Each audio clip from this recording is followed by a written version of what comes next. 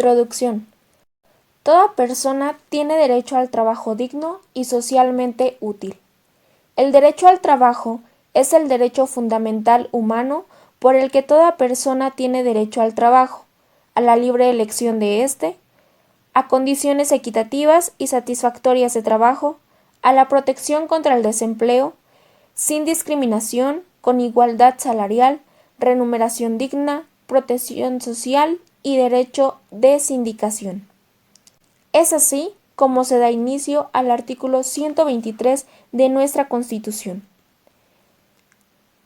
Este que tiene la función principal de proteger los derechos de los trabajadores, para que así se regule la relación de obreros con los patrones.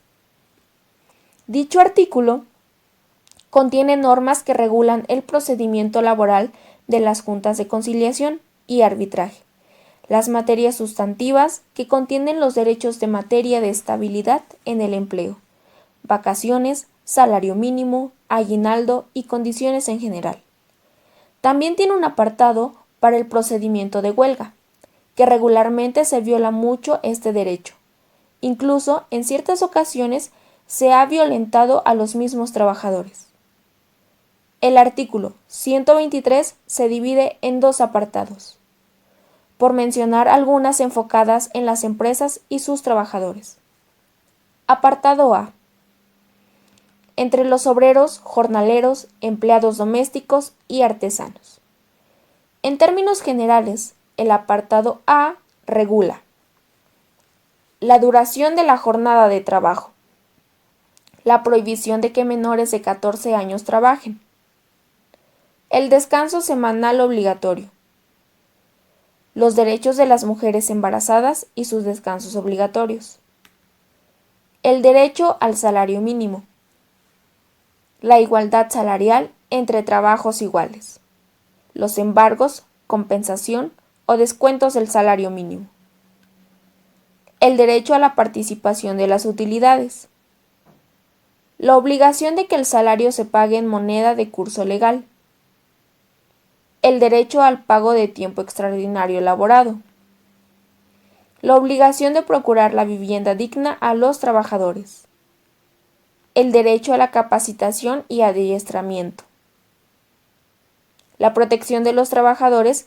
respecto de los riesgos de trabajo, el derecho a que las instalaciones laborales sean seguras e higiénicas, el derecho a la sindicalización, el derecho de huelga y paros laborales, la autoridad jurisdiccional ante quien se dirimen los conflictos laborales, las consecuencias para los patrones que se nieguen a resolver ante las autoridades laborales los conflictos laborales, los derechos de los trabajadores ante el despido injusto, la preferencia de los créditos de los trabajadores, la protección del patrimonio familiar ante las deudas de los trabajadores, la obligación del Estado de conformar agencias de empleo, la protección laboral de los trabajadores mexicanos ante empresarios extranjeros, las condiciones laborales nulas, la seguridad social,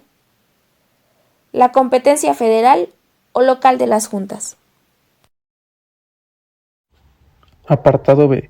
En términos generales regula la jornada laboral para los burócratas, el derecho al descanso semanal, el derecho a gozar de vacaciones, las normas protectoras del salario, los derechos escalafonarios, el derecho a la estabilidad en el empleo, el derecho al sindicalismo, la seguridad social, la autoridad laboral a la que le compete dirimir los conflictos burocráticos laborales, la exclusión del derecho laboral de militares, marinos, agentes del Ministerio Público y personal de las fuerzas de seguridad pública, la inclusión de los derechos laborales del Banco Central y de las entidades de la Administración Pública Federal que formen parte del sistema bancario. Finalmente, la exclusión de los trabajadores de confianza del derecho a la estabilidad en el empleo. Semejanzas entre los apartados A y B. 1. La jornada máxima es igual de 8 horas y la nocturna de 7 horas. 2. Por cada 6 días de trabajo se disfrutará de un día de descanso. 3. Al trabajo igual corresponde un salario igual, sin importar el sexo de los trabajadores. 4. Las mujeres embarazadas no realizarán trabajos que exijan un esfuerzo considerable, ni que pongan en riesgo su salud durante la gestación, y gozarán forzosamente de un descanso de 6 semanas antes y después del embarazo. 5. Las horas de trabajo extras se pagarán con un 100% más de lo fijado en horas de trabajo normales y no podrán exceder de 3 horas diarias ni 3 veces consecutivas. 6. Se indemnizarán a los trabajadores por causas de accidentes de trabajo y enfermedades profesionales. 7. Los trabajadores podrán hacer uso del derecho de huelga. 8. Los familiares de los trabajadores tendrán derecho a asistencia médica y medicinas en los casos que determine la ley.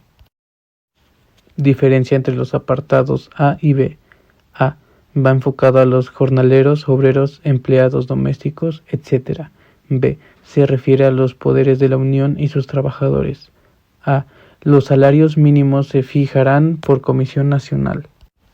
B. Los salarios profesionales serán fijados en los presupuestos respectivos sin que su cuantía pueda ser disminuida durante la vigencia de estos. A. La empresa indemnizará a quien sea despedido injustificadamente. B. El Estado será quien indemnice a los trabajadores por despido injustificado. A. Los trabajadores recibirán capacitación y adiestramiento para poder trabajar dentro de la empresa. B. La designación del personal se hará mediante sistemas que permitan apreciar los conocimientos y aptitudes de los aspirantes para ocupar un puesto en la empresa. Conclusiones.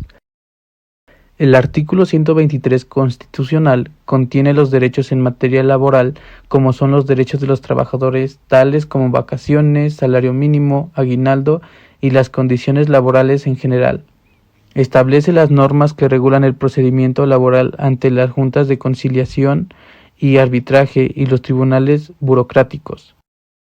En el apartado A se menciona que los trabajadores del sector privado, sus derechos, obligaciones, así como su régimen jurídico. Por lo contrario, en el apartado B se refiere a los trabajadores del sector público, o sea de las dependencias del Poder Ejecutivo y los demás poderes, incluido en algunos casos el Poder Judicial.